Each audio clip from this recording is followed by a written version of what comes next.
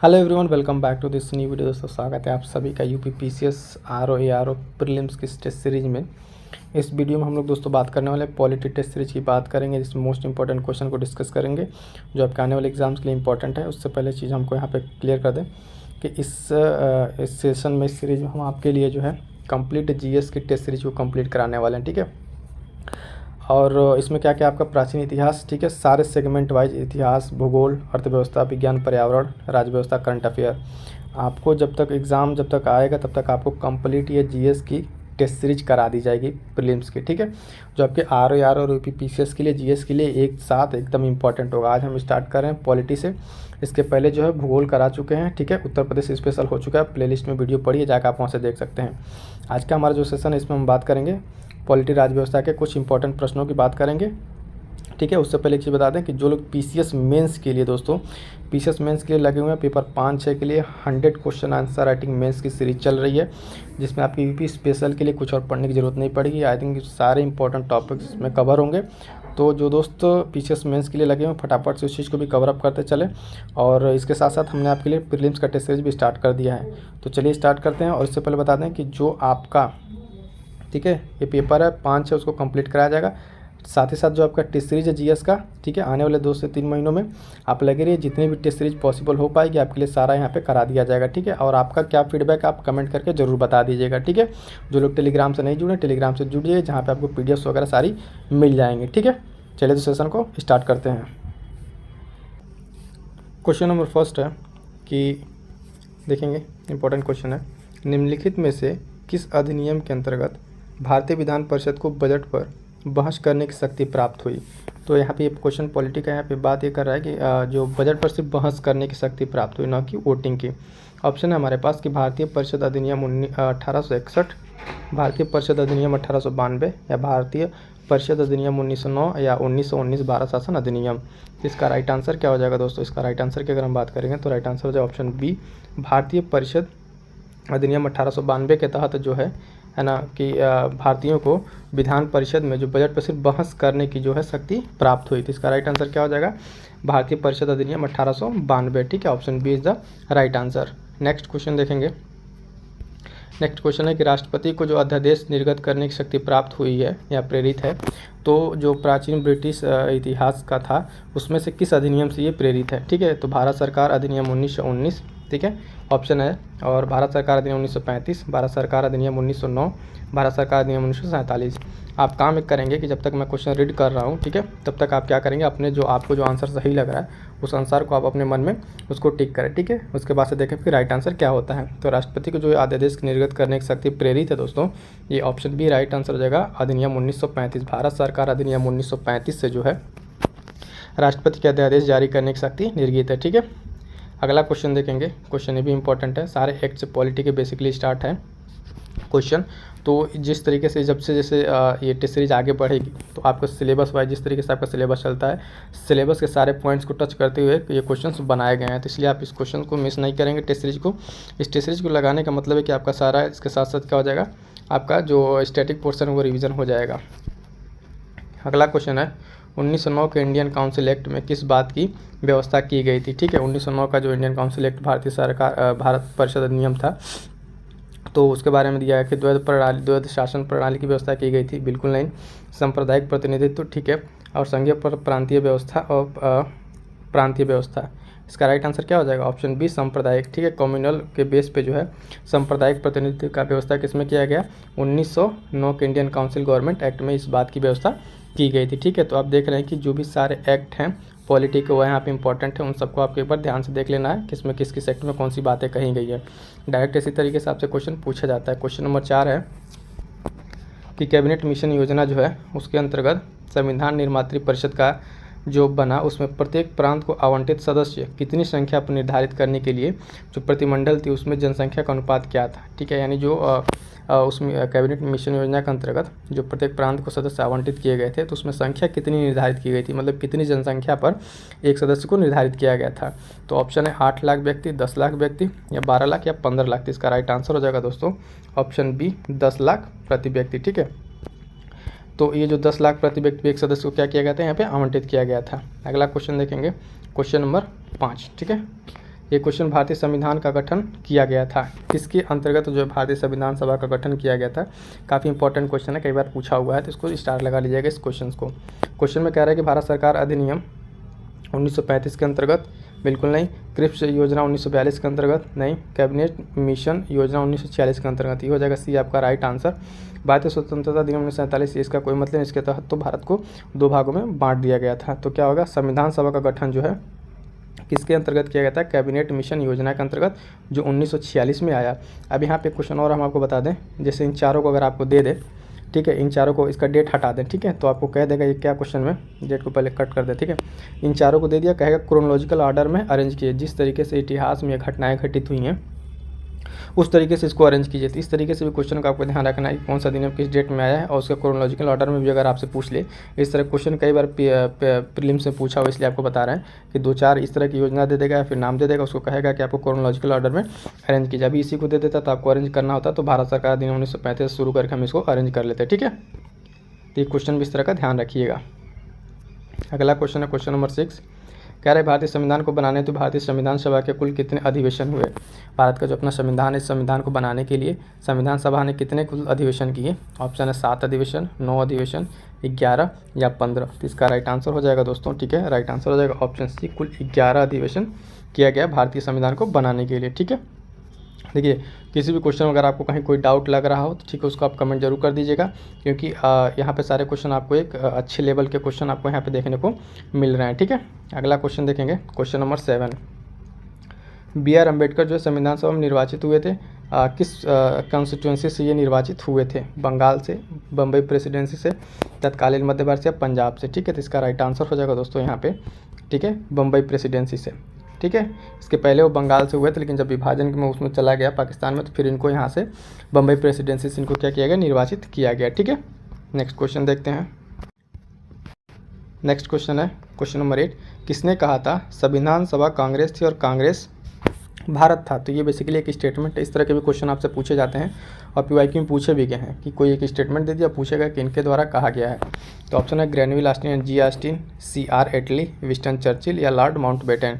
इसका right answer हो जाएगा दोस्तों, ठीक है, राइट आंसर हो जाएगा ऑप्शन है ग्रैनविल ऑस्टिन। जी ऑस्टिन ने कहा था संविधान सभा कांग्रेस थी और कांग्रेस ही क्या था, भारत था, ठीक है। तो ये स्टेटमेंट याद रखेंगे, पूछे जाने वाला स्टेटमेंट है। अगला क्वेश्चन देखेंगे, क्वेश्चन नंबर 9, ठीक है।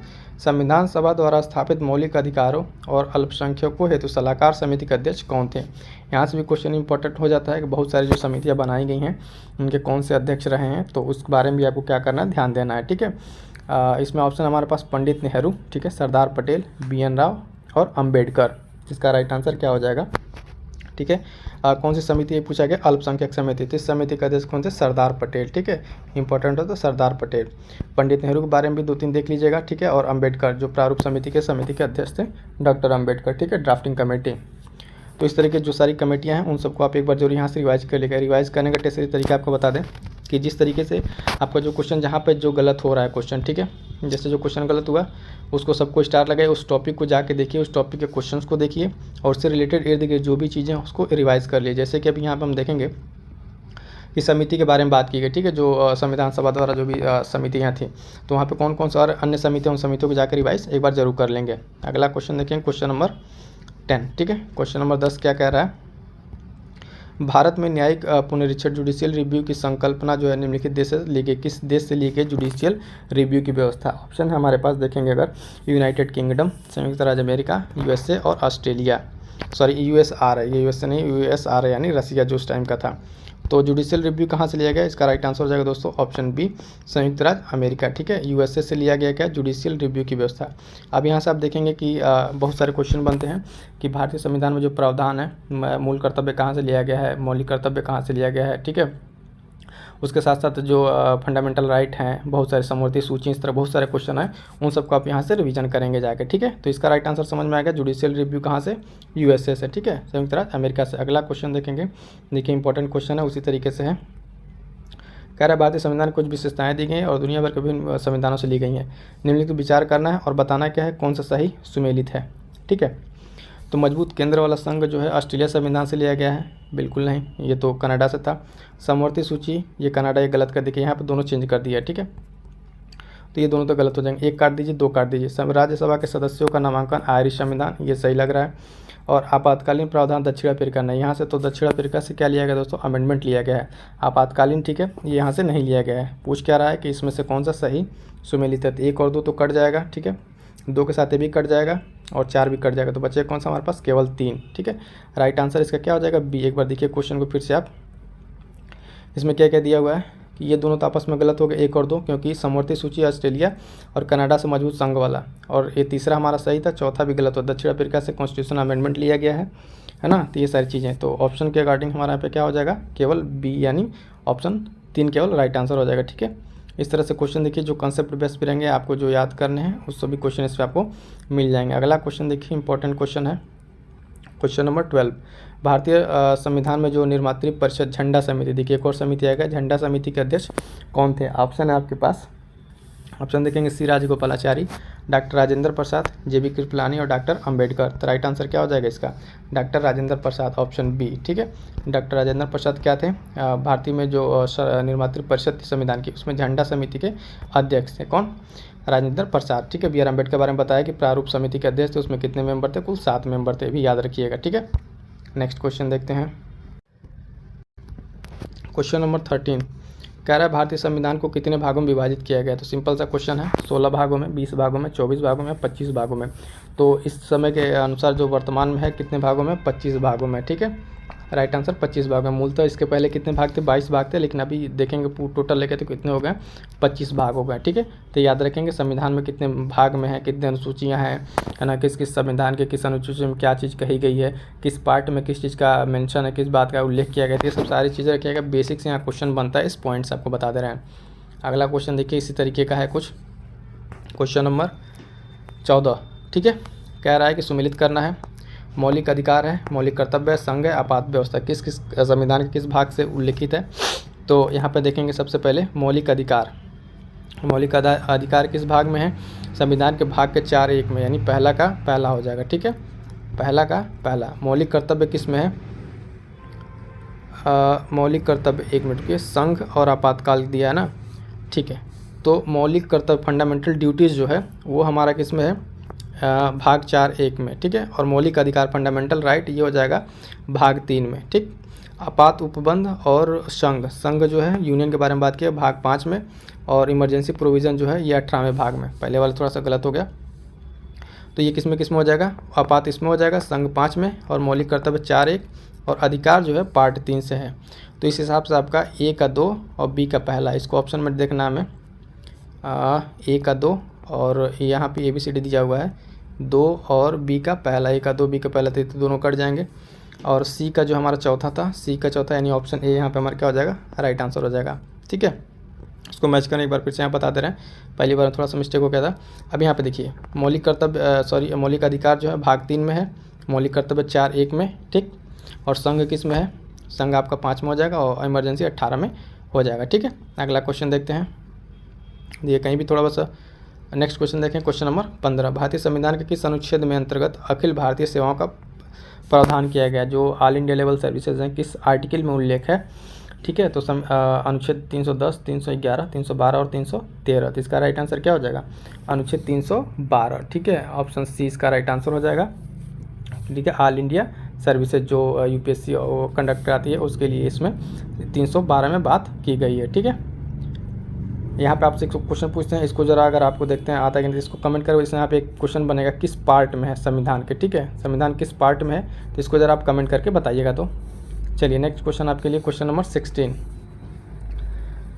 भारतीय संविधान के किस अनुच्छेद में केंद्र शासित प्रदेश जो है के लिए उच्च न्यायालय का प्रावधान किया गया है, यानी केंद्र शासित प्रदेशों के लिए इसमें बात की जा रही है उच्च न्यायालय के लिए, ठीक है। तो ऑप्शन हमारे पास है आर्टिकल 240, 241, 42 और 39। इसका राइट आंसर हो जाएगा दोस्तों ऑप्शन बी 241 में, ठीक है। बाकी सब आर्टिकल में क्या क्या बात की गई है तो 240 में अगर बात करें तो इसमें बात किया गया है प्रेसिडेंट के लिए, जो प्रेसिडेंट का पावर है किसके लिए, कुछ यूटीज़ के लिए, ठीक है। 242 में क्या है, 242 को तो निकाल दिया गया, रिपीट कर दिया गया। 239 में बात करेंगे तो एडमिनिस्ट्रेशन के बारे में बात की गई, यूटी के एडमिनिस्ट्रेशन में, यानी जो केंद्र शासित प्रदेश है उसका शासन कैसे चलेगा, 239 में बात की गई है। क्वेश्चन के अकॉर्डिंग जो हमारा आंसर हो जाएगा इसका राइट आंसर 241, आर्टिकल 241, ठीक है। नेक्स्ट क्वेश्चन देखते हैं। नेक्स्ट क्वेश्चन क्या है, ये भी मैच करने वाला क्वेश्चन देखिए। संविधान की अनुसूची वही दे दिया जो क्वेश्चन अभी हमसे पहले बता रहे थे, ठीक है। अनुसूची दे दिया है और विषय दे दिया, उसको मैच करना है। तो यहाँ अनुसूची एक तरफ है, एक तरफ विषय है। चौथी अनुसूची है, ठीक है, छठवीं, आठवां और नौवां है। तो नौवें के बारे में बात करें, नौवें में तो भूमि सुधार के बारे में बात किया है, डी का पहला हो जाएगा, है ना। चौथे में आप देखेंगे चतुर्थ यानी इसमें जनजातीय क्षेत्र, और छठे में क्या है, भाषा है और राज्यसभा, ठीक है। तो आठवें में क्या है, भाषा है, सी का दूसरा। तो ये दोनों को पहले मिला देखते हैं, ऑप्शन एलिमिनेट होता है, डी का पहला और सी का दूसरा।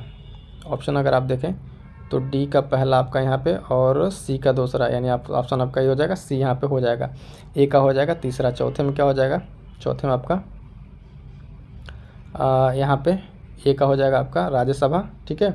ये छठवें में आ जाएगा आपका जनजातीय क्षेत्र, नौवें वाले में भूमि सुधार, है ना, और ये बच गया आपका आठवां में भाषा, ठीक है। तो इस तरीके से इसका राइट आंसर क्या हो जाएगा, हमारा सी हो जाएगा, ठीक। सी यहाँ राइट आंसर हो जाएगा। एक बार फिर से इसको समझ लीजिएगा, इस क्वेश्चन को, इंपॉर्टेंट है, ठीक है। किस में किस चीज़ के मेंशन किया गया है। तो नौवें में भूमि सुधार के बारे में बात किया गया है, ठीक है। चौथे में आपका यहाँ पे राज्यसभा के बारे में, और छठवें में जनजातीय क्षेत्र, और आठवां क्या है, भाषा के बारे में, ठीक है। नेक्स्ट क्वेश्चन देखते हैं। इस क्वेश्चन को थोड़ा ध्यान से पढ़िएगा। क्वेश्चन नंबर 18, इसमें क्या कह रहा है, भारतीय संविधान के अंतर्गत विषय संबंधी सूची के बारे में सुमेलित नहीं है, ठीक है, सुमेलित नहीं है।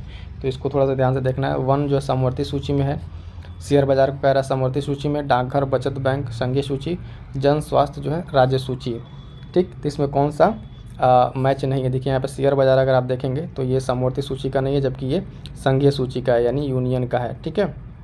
सुमेलित कौन सा नहीं है, बी नहीं है। बाकी वन समवर्ती सूची में सही है, डाकघर संघीय सूची है, जन स्वास्थ्य राज्य सूची है, ये तीनों सही है। गलत हमसे पूछा गया, गलत कौन सा, इसमें ऑप्शन बी शेयर बाजार वाला गलत है। गलत क्यों है, समवर्ती की जगह अब क्या रहेगा, संघीय सूची रहेगा, ठीक है। नेक्स्ट क्वेश्चन देखते हैं, क्वेश्चन नंबर 19 नंबर क्वेश्चन। भारतीय संविधान की किस अनुसूची में विभिन्न राज्यों के अनुसूचित प्रशासन को नियंत्रण हेतु विशेष उपबंध किया गया है, ठीक है। किसमें, प्रशासन के बारे में किस अनुसूची में, तो तीसरा में तो नहीं है, पांचवा हो जाएगा। सातवें में आपका उसके बारे में है, किसके बारे में, अनुसूची के बारे में। नौवां तो भूमि सुधार से था। तो इसका राइट आंसर क्या हो जाएगा, ऑप्शन यहाँ पे आपका हो जाएगा बी जो है पांचवी अनुसूची। पांचवी अनुसूची में क्या, अनुसूचित क्षेत्रों के प्रशासन और नियंत्रण के बारे में विशेष उपबंध किया गया पांचवी अनुसूची में, ठीक है। सातवां में हमने आपको बता दिया कि जो तीनों लिस्ट सूचियाँ उसके बारे में, भूमि सुधार, इस तरह से चीज़ें यहाँ पे क्लियर हो जाती हैं। अगला देखें क्वेश्चन नंबर 20। 20 में क्या है, लोकतंत्र, संसदीय लोकतंत्र की सबसे आवश्यक विशेषता क्या है, एक मजबूत केंद्र, संसद सदस्यों का सीधा चुनाव, द्विसदनीय विधानमंडल, या संसद के प्रति कार्यपालिका की जवाबदेहिता। तो इसका राइट आंसर हो जाएगा ऑप्शन डी, ठीक है। संसद के प्रति जो कार्यपालिका की जवाबदेहिता है, ये इसका इंपॉर्टेंट हो जाता है। सबसे पहले किसका फीचर, संसदीय लोकतंत्र का, ठीक है। तो क्या होता है संसदीय लोकतंत्र में, जो उसकी मेन फीचर है कि संसद के प्रति उसकी कार्यपालिका की जवाबदेहिता, ठीक है। ये इसका राइट आंसर हो जाएगा। नेक्स्ट क्वेश्चन देखें, क्वेश्चन नंबर 21। क्वेश्चन नंबर 21 में क्या कहा गया, भारतीय संविधान के निर्माण में कितना समय लगा, भारतीय संविधान के निर्माण में कितना समय लगा था, उसकी अवधि क्या थी। 1 साल, बिल्कुल नहीं। 2 साल तो लगा था, 3 साल वाले को काट दीजिए। 10 महीने 15 दिन, 11 महीने 17 दिन, ऑप्शन सी इसका राइट आंसर हो जाएगा, ठीक है। ये वाला संविधान निर्माण में कितने दिन लगे थे, 2 साल, 11 महीने और 17 दिन। तो ये क्वेश्चन आप देखिए, जिस तरीके से फैक्चुअल और जो इंपॉर्टेंट क्वेश्चन हो जाता है, पूछा हुआ क्वेश्चन है, ठीक है। क्वेश्चन नंबर 22 देखते हैं। अगला क्वेश्चन कह रहा है कि निम्नलिखित में से किसने कहा है कि संविधान को संघवाद के सही ढांचे में स्थापित नहीं किया गया। ये किसका स्टेटमेंट है, फिर एक बार स्टेटमेंट आ गया। आपसे पहले भी कह रहे हैं कि पॉलिटी के जो भी स्टेटमेंट वाले क्वेश्चन इंपॉर्टेंट हो जाते हैं, उसको ध्यान रखिएगा। डी बसु, के मुंशी, या बी अम्बेडकर, ठीक है, या के अयंगर, ठीक है, अय्यर। तो किसका स्टेटमेंट है दोस्तों, ये इनका डी ऑप्शन राइट आंसर हो जाएगा। के अय्यर का स्टेटमेंट है कि संविधान को जो है संघवाद के सही ढांचे में स्थापित नहीं किया गया। राइट आंसर क्या हो जाएगा हमारा, ऑप्शन डी राइट आंसर हो जाएगा। अगला क्वेश्चन देखेंगे, क्वेश्चन नंबर 23। भारतीय संविधान की प्रस्तावना के संदर्भ में निम्नलिखित में से कौन सा क्रम सही है, ठीक है, कौन सा सही है। तो जो प्रियम्बल में जो चीज़ें दी हुई हैं, है ना, वहाँ से कौन सा इसका जो सारे शब्द हैं उसके कौन सा इसका सही होगा। तो उसमें किस तरीके से संप्रभु, समाजवादी, धर्मनिरपेक्ष, लोकतांत्रिक, गणतंत्र की बात की जाती है। तो ये वाला स्टेटमेंट देखिए किस में मैच कर रहा है, संप्रभु और समाजवादी। संप्रभु समाजवादी ये तो पहला काट दीजिए, संप्रभु लोकतांत्रिक, ये लोकतांत्रिक तो लास्ट में से पहले आएगा और गणतंत्र लास्ट में आएगा। तो ये दोनों ये कट ही गया है, ये भी कट जाएगा। Option D. देखिए इसमें कुछ चीज़ें कैसे वर्ड, पहला तो हमने किस तरीके से एलिमिनेट किया, यहाँ पे संप्रभु से स्टार्ट होगा और लास्ट में गणतंत्र आता है। ठीक है, गणतंत्र तो आप देखेंगे पहला तो ये जब लास्ट में गणतंत्र आता है तो इसको काट दीजिए। ठीक है, संप्रभु 3 में और गणतंत्र 2 ही लास्ट में है, तो इसको भी काट दीजिए दूसरे को। ठीक है, अब संप्रभु के बाद से लोकतांत्रिक नो आके समाजवादी है। इसको इंग्लिश में अगर देखें तो SDR के नाम से SDR, डेमोक्रेटिक रिपब्लिक। ठीक है, तो डेमोक्रेटिक रिपब्लिक ऑप्शन डी इसका राइट आंसर हो जाएगा। ठीक है, संप्रभु, समाजवादी, धर्मनिरपेक्ष, लोकतांत्रिक। आप एक बार प्रियम्बल को देखिएगा और इस वर्ड को भी एज इट इज़ याद कर लीजिएगा जैसे उसमें दिया हुआ है। अगला क्वेश्चन देखेंगे, क्वेश्चन है 24 नंबर का। कह रहा है कि निम्नलिखित में कौन सा शब्द प्रस्तावना के 42वें संविधान संशोधन के माध्यम से नहीं जोड़ा गया। ध्यान दीजिएगा, नहीं पूछा हुआ है। तो समाजवादी, बंधुत्व, धर्मनिरपेक्षता और अखंडता, इसमें से क्या नहीं जोड़ा गया है जो पहले से ऑलरेडी संविधान में था। तो इसमें बात करेंगे, देखेंगे तो यहाँ पे तो इसमें जो बंधुत्व वाली भावना है ये इसमें पहले संविधान 42 संविधान संशोधन द्वारा इसको जोड़ा नहीं गया है, बाकी तीनों को जोड़ा गया है। नेक्स्ट क्वेश्चन इंपॉर्टेंट क्वेश्चन है, क्वेश्चन नंबर 25 देखेंगे। भारतीय संविधान की प्रस्तावना में संशोधन किया जा सकता है, प्रस्तावना की बात कर रहा है। ठीक है, इस पर ध्यान दीजिए किस तरीके से संशोधन किया जा सकता है। साधारण बहुमत से, विशेष बहुमत से, साधारण बहुमत से, आधे राज्यों की सहमति से, या संशोधित नहीं किया जा सकता। तो पहले तो मामला संशोधित नहीं किया जा सकता, फिर क्या तो बहुत सारी चीज़ें आई, कोर्ट का फैसला भी आया, तो इसमें जो किया था विशेष बहुमत से। ठीक है, ऑप्शन 20 का राइट आंसर हो जाएगा, विशेष बहुमत से इसको किया जा सकता है। ठीक है, क्वेश्चन नंबर 26 देखेंगे। भारतीय संविधान का कौन सा भाग केंद्र राज्य वित्तीय संबंधों के बारे में संबंधित है। ठीक है, केंद्र वित्तीय राज्य संबंध यानी सेंट्रल स्टेट जो फाइनेंशियल स्टेटमेंट के बारे में बात करता है। हमने आपसे कहा था भाग के बारे में क्वेश्चन समझ लीजिएगा, वहाँ से क्वेश्चन पूछे जाते हैं। भाग 5 में तो सेंट्रल के बारे में बात की गई है, भाग 8 में तो यूटीज़ के बारे में है, ये यूटीज़ के बारे में, केंद्र शासित प्रदेशों के बारे में। 15 और ये 11, 15 में तो आपका वो क्या कहते हैं इलेक्शन के बारे में है। ठीक है, इलेक्शन से याद आया। ठीक है, इलेक्शन से रिलेटेड 2-3 क्वेश्चन हमने मेंस पे करा रखे हैं। ठीक है, और इलेक्शन कमीशन के बारे में पूरी इन्फॉर्मेशन वाली डिटेल वीडियो भी करा रखी है दोस्तों। उस वीडियो को आप मिस मत कीजिए, एक बार जाकर जरूर देख लीजिएगा, जिसमें हमने किस तरीके से इलेक्शन कमीशन की पारदर्शिता जो है चुनाव आयोग की उसको बनाई जा सकती है उसके बारे में डिस्कस कर रखा है। चुनाव आयोग के बारे में कैसे उसको मजबूत किया जा सकता है, क्या क्या सवाल उठे, कैसे इलेक्शन होता है, उन सब चीज़ों तो प्लेलिस्ट में होगी वीडियो, आप जाकर जरूर देखिएगा। डेली आंसर राइटिंग क्वेश्चन में मेंस के लिए। ठीक है, लेकिन यहाँ पर हम आपको राइट आंसर बता दें पहले कौन सा बचा, भाग 11। 11 में क्या है, केंद्र राज्य वित्तीय संबंध। कितने तरह के संबंध है, 3 तरह के संबंध होते हैं।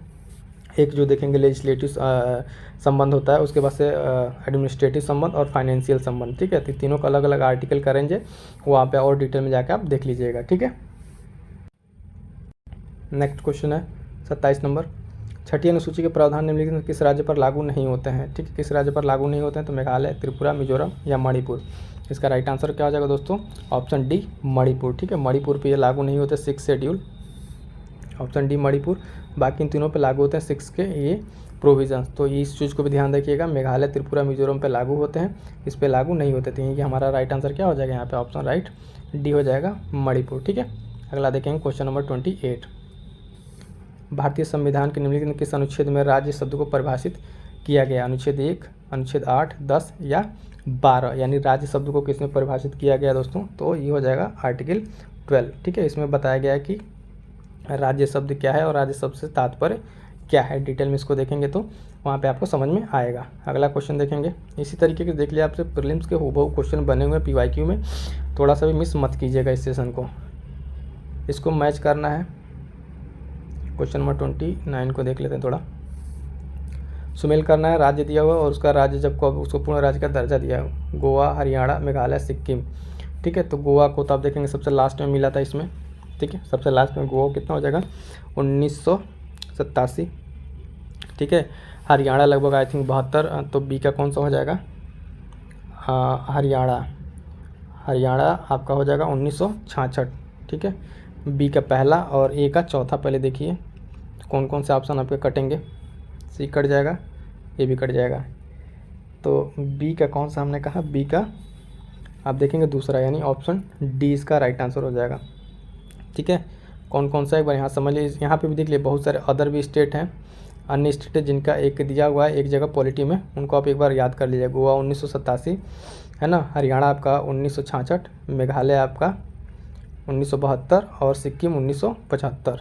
तो ये याद रख लीजिए, इतना तो याद ही कर लीजिएगा, बाकी अदर भी देख के आप वहाँ से याद कर लीजिएगा। ये आपको बता रहे हैं किस तरीके से कहाँ कहाँ से क्वेश्चन बन सकते हैं, वो भी ध्यान में रखते चलिएगा। क्वेश्चन नंबर 30 क्या है कि भारतीय संविधान में नागरिकता के प्रावधान कब लागू हुआ। ठीक है, कब लागू हुआ, 1950 में, 49 में, 51 या 52 में। तो पहला प्रावधान नागरिकता के संबंध में लागू हुआ दोस्तों है 1949 में। डेट आपको बता दें 26 नवंबर 1949, 26 नवंबर 1949 को लागू हुआ नागरिकता का प्रावधान पहली बार। अगला क्वेश्चन देखते हैं, क्वेश्चन नंबर 31।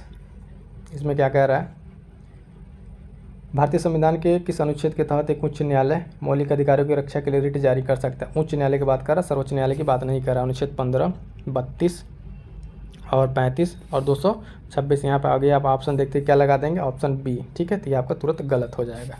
क्यों गलत हो जाएगा, ये सुप्रीम कोर्ट के लिए। सर्वोच्च न्यायालय जो रिट जारी करता है 32 के अंतर्गत, और हाई कोर्ट जो है उच्च न्यायालय किसके अंतर्गत, 226 के अंतर्गत, यानी इसका राइट आंसर क्या हो जाएगा, डी। तो इसी तरीके से ध्यान देंगे दोस्तों, फाइनल एग्जाम में भी जो आपके पहले ऑप्शन है, पहले पूरे ऑप्शन को आपको पढ़ना है। ऐसे 32 देखते तुरंत 32 लगा दिए, फिर पता चला कि उच्च न्यायालय था, ठीक है, और सर्वोच्च न्यायालय रहता तब तो ऐसे सुप्रीम कोर्ट यहाँ पे 32 होता है। यहाँ पे क्या हो जाएगा right answer, option D 226, article number अनुच्छेद 226। इसको ध्यान रखिएगा, मोस्ट इंपॉर्टेंट क्वेश्चन है, कई एग्जाम्स में ये पूछा हुआ है और कन्फ्यूजन में बच्चों के गलत भी होते हैं। अगला क्वेश्चन है क्वेश्चन नंबर 32। निम्नलिखित में से कौन सा एक मौलिक अधिकार नहीं है।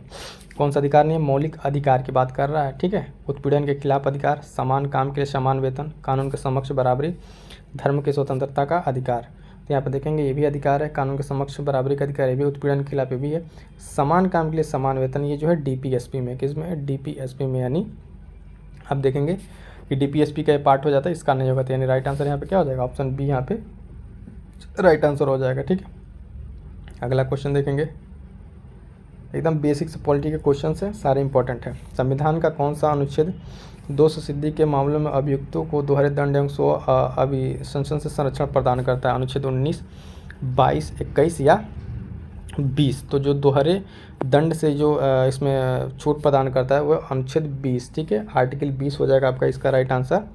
ठीक है, दोहरे दंड से क्या करता है, ये भी एक फंडामेंटल राइट में आता है। अगला क्वेश्चन देखेंगे, इंपॉर्टेंट क्वेश्चन है, क्वेश्चन नंबर 34। भारत की संप्रभुता, एकता और अखंडता को बनाए रखने के लिए, उसकी रक्षा करने के लिए संविधान में किया गया प्रावधान है। ठीक है, इस चीज़ को बचाने कहाँ प्रावधान किया गया है, संविधान की प्रस्तावना में, मौलिक अधिकार में, ठीक है, मौलिक कर्तव्य या राज्य के नीति निर्देशक तत्वों में। तो इसका राइट आंसर क्या हो जाएगा, ऑप्शन सी। ठीक है, ऑप्शन सी के बारे में जहाँ पे कहा गया कि भारत की संप्रभुता, एकता, अखंडता को बनाए रखना। अब यहाँ से याद रखिएगा, ये जो जिसको मौलिक कर्तव्य और प्रस्तावना सब सारे जिनको याद हैं उनको क्या है ना कि आंसर राइटिंग में बहुत हेल्प मिलेगी। जो डेली आंसर राइटिंग सेशन करा रहे हैं यूपीपीसीएस मेंस के लिए 5वां और 6वां पेपर के लिए, और एक अलग से डेली आंसर राइटिंग सेशन, तो उसमें आप लोग जरूर पार्टिसिपेट कीजिए। जाइए देखिए, कंप्लीट सिलेबस आपका अगले 1 से 2 महीने में आपका 5वां और 6वां पेपर का जो है दोस्तों जीएस पेपर 5 और 6 100 क्वेश्चन आंसर राइटिंग मेंस की सीरीज के माध्यम से कंप्लीट करा रहे हैं। वहाँ पे आपका सेशन कंप्लीट हो जाएगा और आपका मेंस का एक अच्छा खासा पकड़ बन जाएगा। ठीक है, तो उस चीज़ को आप मिस ना कीजिए, जाकर फटाफट से देखिएगा, प्लेलिस्ट बनी हुई है। अगला क्वेश्चन देखते हैं, क्वेश्चन नंबर 35। भारतीय संविधान का कौन सा अनुच्छेद समान नागरिकता संहिता से संबंधित है। ठीक है, यूसीसी, ठीक है, यूनिफॉर्म सिविल कोड से तो बहुत चर्चा में रहा। तो इसका अनुच्छेद बद पूछ रहा है कि अनुच्छेद 42 बिल्कुल नहीं, 44 राइट आंसर हो जाएगा, 46 भी नहीं है, 48 भी नहीं है। ठीक है, फिर से आंसर को देखिए एक बार फिर से, समान नागरिकता संहिता से संबंधित है आर्टिकल, तो अंतर्गत 44 यानी यूसीसी। ठीक है, ये हाल फिलहाल में भी चर्चा में पूछे जाने का मोस्ट पॉसिबिलिटी है। अगला क्वेश्चन देखेंगे, क्वेश्चन नंबर 36। 36 कह रहा है कि निम्नलिखित में से राज्य के नीति निर्देशक ऐसा चेक है, राज्य का नीति निर्देशक जो सिद्धांत है एक ऐसा चेक है जो बैंक की सुविधा अनुसार अदा किया था। किसने कहा था ये बात। ठीक है, BR Ambedkar, KM Munshi, doctor Rajendra Prasad, KT Shah. तो ये स्टेटमेंट जो है याद रखिए KT शाह का है। इन्होंने कहा था कि एक ऐसा चेक है जो बैंक की सुविधा के अनुसार क्या किया जाता है, भजाया जाता है। तो ये स्टेटमेंट भी इंपॉर्टेंट हुआ था, इस चीज़ को याद रखिएगा। अगला क्वेश्चन देखते हैं, क्वेश्चन नंबर 37 क्या कह रहा है, संविधान के निम्नलिखित में से किस प्रावधान को संसद द्वारा साधारण बहुमत से संशोधित किया जा सकता है। तो साधारण बहुमत से किसको संशोधित किया, संसद के सदस्यों के वेतन और भत्ते को किया जा सकता है, नए राज्यों का प्रवेश किया जा सकता है, नागरिकता अधिकार से संबंधित क्या था, नीति निर्देशक को नहीं किया जा सकता। ठीक है, तो 4 को काट दीजिए ऑप्शन में, इसको काट दीजिए, इसको काट दीजिए, इनमें से कोई नहीं। कह रहा सही पूछ रहा तो 1 2 3 हमारा सही हो जाएगा। कौन सा सही हो जाएगा इसमें?